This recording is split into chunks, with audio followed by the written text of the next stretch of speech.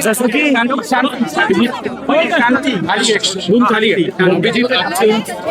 जे झालेलं आहे कसा प्रतिसाद तिला मिळालेला आहे या आंदोलनाबद्दल तुझा अभिप्राय काय आहे? जसं मी सांगितलं होतं, आजचं आंदोलन जंतर मंतरपेक्षा मोठं होणार आहे. काय झालं रे?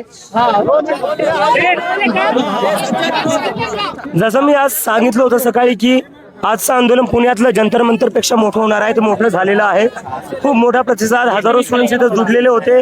आणि मला आता असं कळाले की काही अधिकाऱ्यांनी स्टुडंट्सला बाहेर नाही येऊ दिलं, प्रोटेस्टला जॉईन नाही करू दिलं. तर आमच्या अधिकाऱ्यांना विनंती आहे, तुम्ही स्टुडंट्सला थांबवू नका. तुम्ही प्रोटेस्टपासून करण्यापासून स्टुडंट्सला थांबवू नका. आणि आता याच्यानंतर मी लखनौला जाणार आहे. त्याच्यानंतर मी जयपूर, पंजाब, बँगलोरला जाऊन आवाहन करणार आहे लोकांना की जोपर्यंत धर्मेंद्र प्रधान रिझाईन करत नाही तोपर्यंत आपलं आंदोलन चालू राहील. आणि 20 जूनला आम्ही सगळे दिल्लीला येऊ.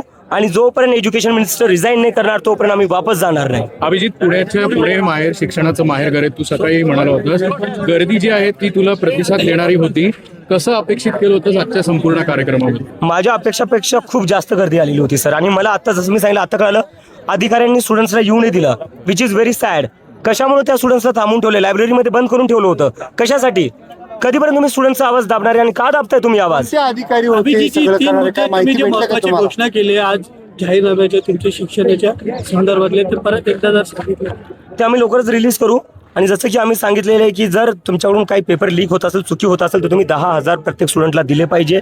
जे त्यांचं ट्रान्सपोर्ट कॉस्ट आहे, जो त्यांचा अकोमोडेशन कॉस्ट आहे, जो त्यांना तुम्ही मेंटल ट्रॉमा देताय, त्यासाठी तुम्ही त्यांना 10,000 दिले पाहिजे. दुसरी गोष्ट, रिझल्ट जर वेळेवर लागत नसेल तरी तुम्ही 10,000 दिले पाहिजे. जोपर्यंत रिझल्ट लागत नाही दर महिन्याला तुम्ही 10,000 दिले पाहिजे.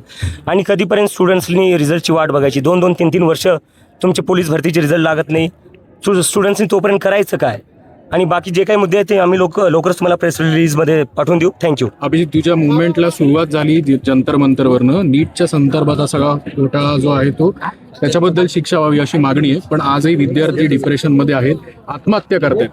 त्यांना काय आव्हान असेल? दुसरी गोष्ट, 21 तारखेला पुन्हा एक्झाम आहे. 20 तारखेला तुमचं आंदोलन होतं, त्याचा थोडा परिणाम विद्यार्थ्यांवर होईल असं वाटतं? विद्यार्थ्यांवर काहीच परिणाम होणार. मला वाटतं परिणाम जे शिक्षा मंत्री त्यांच्यावर झाला पाहिजे. अजून किती विद्यार्थ्यांची आत्महत्या करण्याची ते वाट बघणार आहे. त्यांनी कुठे ना कुठेतरी हा विचार केला पाहिजे. विद्यार्थ्यांनी काय करणं अपेक्षित आहे? कारण की विद्यार्थी एवढा जर नाराज होत असेल, परत नीटची परीक्षा देतोय, या विद्यार्थ्यांना काय आव्हान करशील? कारण की 11 आत्महत्या होत आहेत. 10,000 रुपये दिल्याने हा प्रश्न सुटणार नाही. प्रश्न तेव्हा सुटेल जेव्हा राजीनामा येईल. Accepting the mistake is the first step towards fixing the system. जर तुम्ही प्लॅन ऑफ ऍक्शन काय असेल अशा गोष्टी? राजीनामापर्यंत जायचं, पुढं काय? पुढेही होणार. राजीनामा येऊ द्या. पहिले आम्हाला राजीनामा घ्यायचा आहे. कारण की जोपर्यंत ते राजीनामा देणार नाहीत तोपर्यंत आम्ही कसं काय मानू शकतो की सिस्टम ते सुधारतील? तर जोपर्यंत ते राजीनामा देणार नाही तोपर्यंत आम्ही आंदोलन सुरू ठेवू. आणि त्याच्यानंतर एज्युकेशन सिस्टम कसं सुधारलं जाईल त्याचे आम्ही आता 5 मुद्दे